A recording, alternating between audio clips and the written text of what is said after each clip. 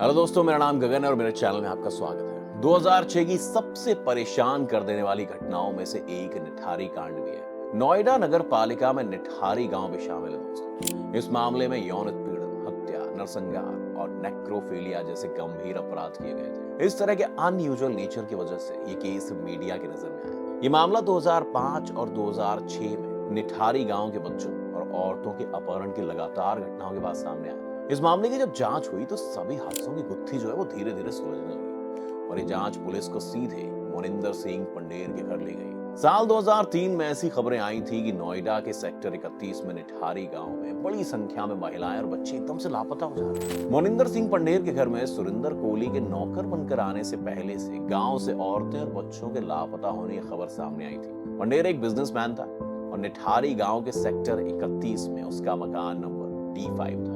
पीड़ितों के घर वालों ने पुलिस को कई बार इन हादसों के बारे में बताया, लेकिन उनकी बातों पर कोई कार्रवाई नहीं की गई। फिर क्या हुआ, रिंपा हल्दर नाम की एक 14 साल की लड़की को 8 फरवरी 2005 के बाद से देखा ही नहीं गया।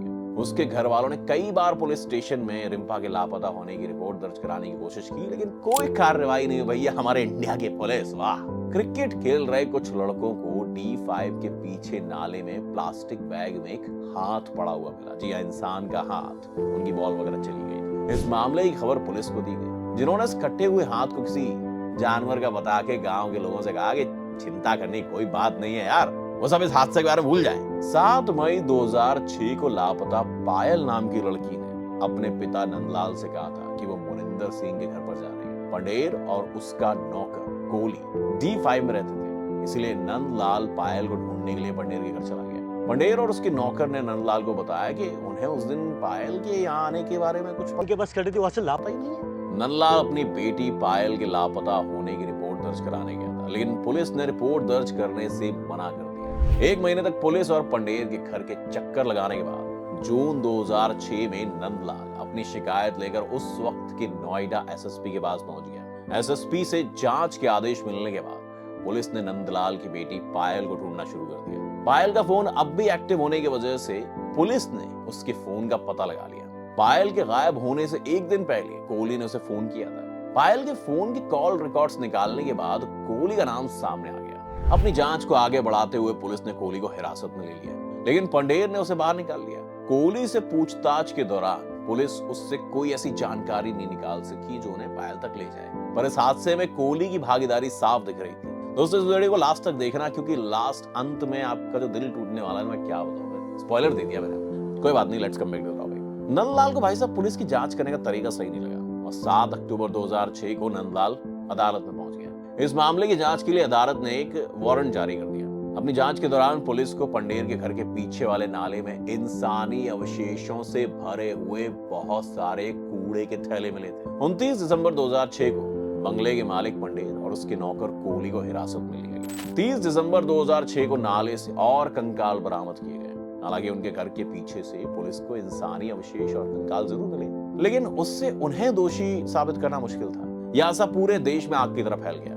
उन लोगों ने तुरंत इंसाफ की मांग उठानी शुरू कर दी। भैया, इतने सारे कंकाल। पायल के केस की छानबीन के साथ निठारी से लापता हुए बच्चे और औरतों के बारे में नई जानकारियां सामने आई। आम जनता में बढ़ते आक्रोश के चलते 11 जनवरी 2007 को यूपी सरकार ने यह केस CBI को दे दिया कि हमारे तो भैया पुलिस वाले इंसान के हाथ को जानवर का हाथ बता के केस रफा दफा कर देते, आप लीजिए CBI। 60 दिन की जांच के बाद भी CBI कोहली के खिलाफ कोई सबूत इकट्ठा नहीं कर पाई। 27 फरवरी 2007 को मैजिस्ट्रेट के पास कोहली का बयान रिकॉर्ड करने के लिए एप्लीकेशन दी गई, जिससे पता चलता है कि कोहली कन्फेस करने के लिए रेडी था। फिर मजिस्ट्रेट के कहने पर कोहली के बयान की ऑडियो रिकॉर्डिंग बनाई गई। अपने बयान में कोहली ने बताया कि कैसे वो अपने शिकार को बहकाकर घर में बुलाता था, जहां उन्हें मारकर उनकी लाश के साथ यौन संबंध बनाने की कोशिश करता था। इस बीमारी को क्या कहते हैं मुझे याद नहीं आ रहा। जिसके बाद वो लाशों को काट कर उनके अंगों को खाता था और बचे हुए अवशेषों को नाले में फेंक देता था, मुर्गी की हड्डियों की तरह। बंगले के पीछे वाले नाले से 9 बच्चियां, 2 बच्चे और 5 औरतों के अवशेष और कंकाल मिले थे। कोहली ने अपने कन्फेशन में बताया कि वो पंडेर के घर पे नौकर था। पंडेर घर में अकेला रहता था और उसका परिवार चंडीगढ़ में रहता था। पंडेर के घर में उसके अलावा एक माली, 2 ड्राइवर और माया सरकार नाम की एक डोमेस्टिक हेल्पर काम करती। देख रहे हो, अमीर आदमी है, अच्छा खासा, लेकिन शौक देखो, शौक, लत, सभी लोगों को खुद पंडेर ने काम पर रखा था। सुबह 9 बजे से दोपहर 4 बजे के बीच ड्राइंग रूम में हुई सभी हत्याओं के लिए कोहली जिम्मेदार था।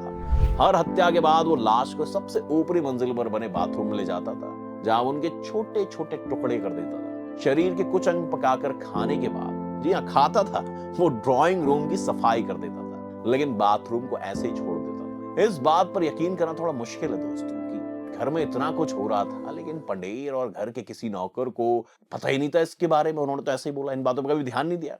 कोहली के ट्रायल के दौरान उनमें से किसी को भी गवाही देने के लिए बुलाया नहीं गया। It's pretty strange, right? Noida के chief medical superintendent doctor Vinod Kumar ने बताया कि जिस सफाई के साथ शरीर के अंगों को निकाला गया है, उससे उन्हें इस मामले में ऑर्गन ट्रेडिंग के होने का शक है। डब्ल्यूडीसी ने कहा कि हत्याओं के पीछे की इंस्पिरेशन ऑर्गन ट्रेडिंग नहीं हो सकती। जिला अधिकारियों से मिली जांच की रिपोर्ट पर ध्यान देने के बाद एक्सपर्ट कमेटी का यह कहना था कि अब भी इन हादसों के पीछे मुजरिम की इंस्पिरेशन पूरी तरह से जाहिर नहीं हो पाई है। 2006 के इस हादसे में पुलिस के हाथ सिर्फ मारे गए लोगों की हड्डियां और कंकाली लगे थे। सीबीआई की निगरानी में जब जांच हुई तो जांच के बाद ये बात सामने आई कि अपराधियों ने सबूतों को अलग अलग जगह ठिकानों पर लगा दिया था। ऑर्गन ट्रेडिंग, यौन शोषण और महिलाओं और बच्चों के साथ हो रहे ऐसे अपराधों की जांच सीबीआई को करनी चाहिए।